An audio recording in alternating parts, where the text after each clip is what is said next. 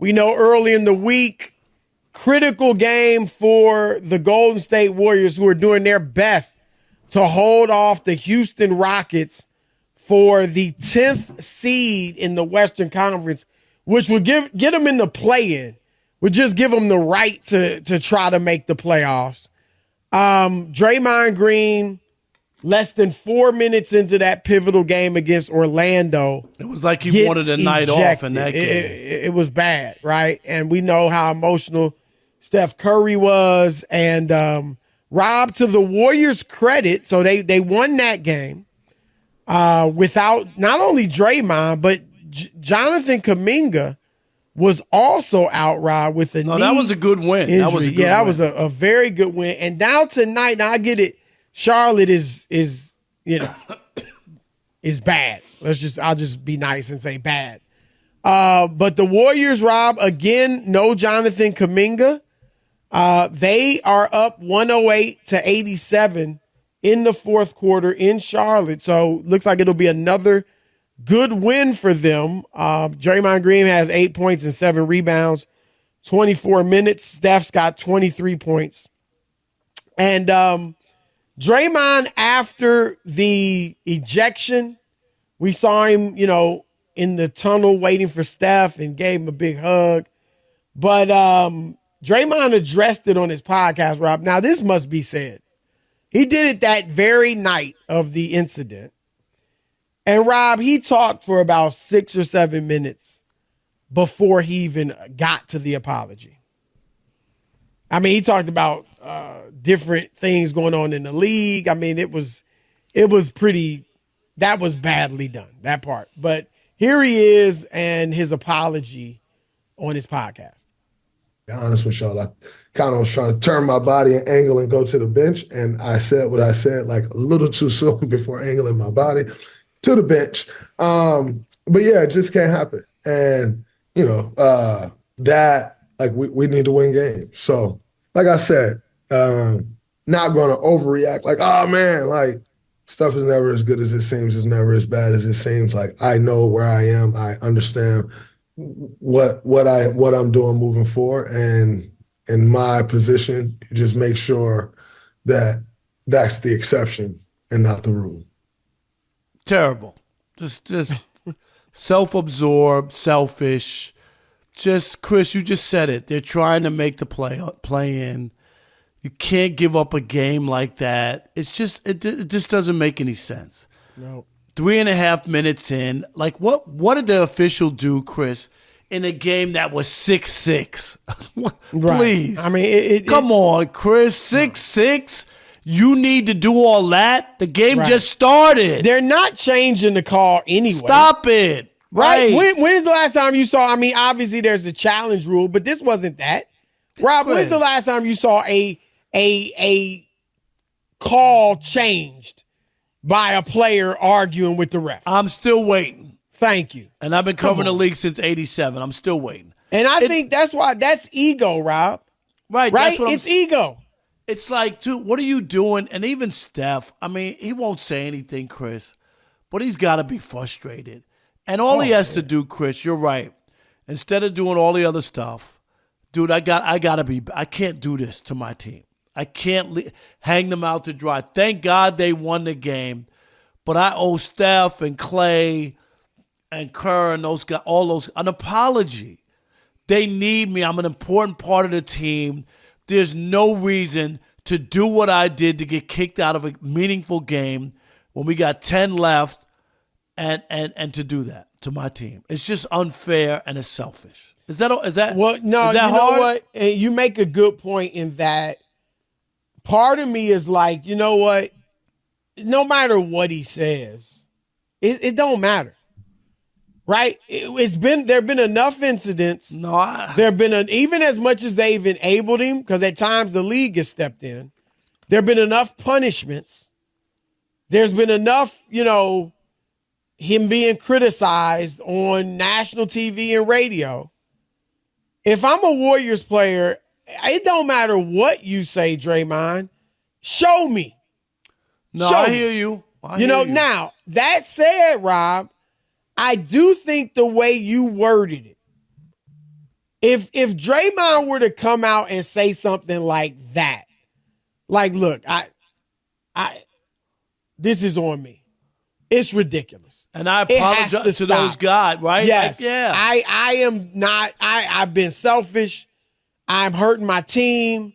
Seeing Steph, that upset and really frustrated. affected me. Yeah. Yep. Like that type of thing. What he did on his podcast, and I'm not saying he's not sorry, but it was like he belittled it. I'm not going to make it more than it is. It's never as bad as it looks, and never as good as it looks. Sometimes it is. Right. Sometimes it's worse than it looks. Sometimes it's worse than it seems, right? Sometimes, not all the time, maybe not most of the time. But Steph gave you don't see Steph react like that all the time. He didn't react like that in the finals. He's been with him forever. So for Steph to show that, Chris, on the court, told you something. Yep. That was different, wasn't it? That was different to me. Yep. And his response, the fact that he took so long to get into it on his podcast, and the fact that he kind of downplayed it like it wasn't a big deal. No, thankfully you didn't stomp on somebody's chest. Thankfully you didn't strangle somebody. Thankfully you didn't haul off and backhand somebody. Yeah. Thankfully it wasn't as bad as your usual stuff. But let's not belittle it.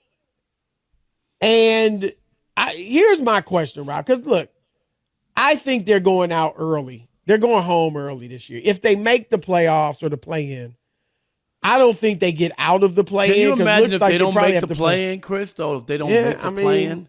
Yeah, but you know what? It'll be Draymond's fault. It will.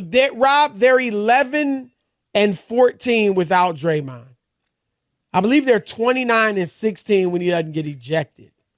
Right. They play at like a 50-win pace when he's there. So if he wasn't suspended for, I think it was 16 games. Right. And then he missed some with injuries, but they wouldn't be battling to stay in the play-in. They'd either be automatically in the right. Right. So it's his fault. Right. It's his fault. But going forward, Rob, and look, he wouldn't be easy to trade if you can even trade him at all. But what would you do? Let's say what looks like is going to happen is they get beaten the play-in. If they make the playoffs, survive the play-in, they're probably going out in the first round. So let's say that happens. What are you doing if you're the Warriors front office? What are you trying to do with Draymond? I would try to move him. And Chris, I know Mark Stein was here saying about who wants Draymond. Well, if I add a younger player with him as the enticement for you to take him, do you understand? Like, you got to sweeten the pot in order to move Draymond. So you're going to get Draymond plus 3 cubes of sugar in order to make this thing happen.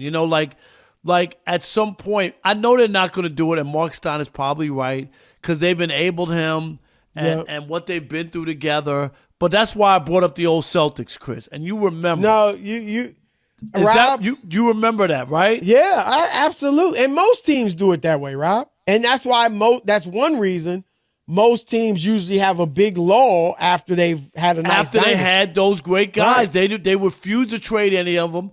The Celtics went like 24 years, Chris. Oh, it was bad. It was that long.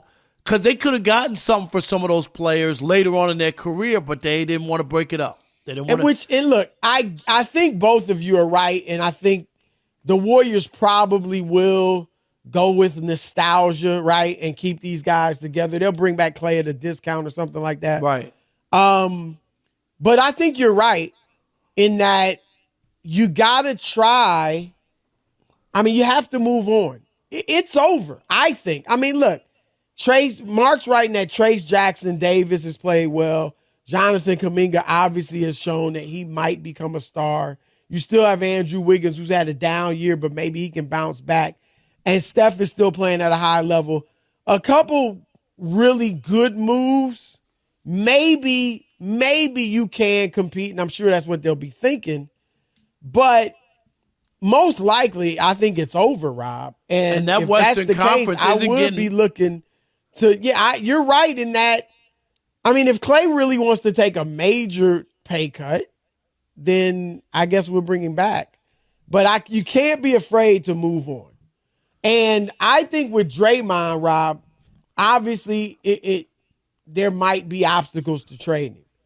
But, Rob, if you're a team that's close, but say you're soft, like the Phoenix Suns. Right. Right? Or Memphis went after him in free agency. They're a team that, heck, the Lakers. LeBron would think he could control him. Like a team that is close, needs an edge. We got a bunch of nice guys. We got a bunch of young guys. We need some toughness. We need somebody to kick us in the butt in the locker room. Let me ask you this, Chris. All right, wait a minute. Teams like that. I like that. Okay, so that's one road. Could you see a scenario where he plays out his career with the Pistons? Younger guy, I know that they're bad, but you need somebody to get these guys, like to get through to these guys. I'm just asking you. I don't see that. So he's not. I think I get it. Obviously, he's from Michigan, so hometown. Try to sell tickets. You know what I mean? Can he teach these young guys how to win? But I'm just throwing that out Rob, as one other he probably, place. after playing his whole career for championships, he probably is so frustrated with that bunch that, his behavior might really go off the rails. And Rob, as you kind of brought up, I think you brought it up tongue in cheek, but did he want out of that game? 4 minutes in when he gets ejected. People like have talked about when Steph's hurt. When Steph's been hurt, Draymond don't even really want to play.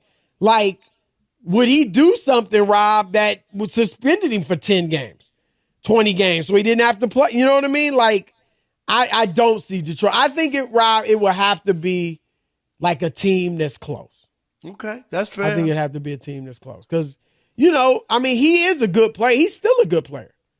Like, he's still a smart player, great defender. He still brings a lot to a ball club. So maybe there'll be teams, but I would definitely shop him. I agree. And I don't even think Rob, I wouldn't even want Steph.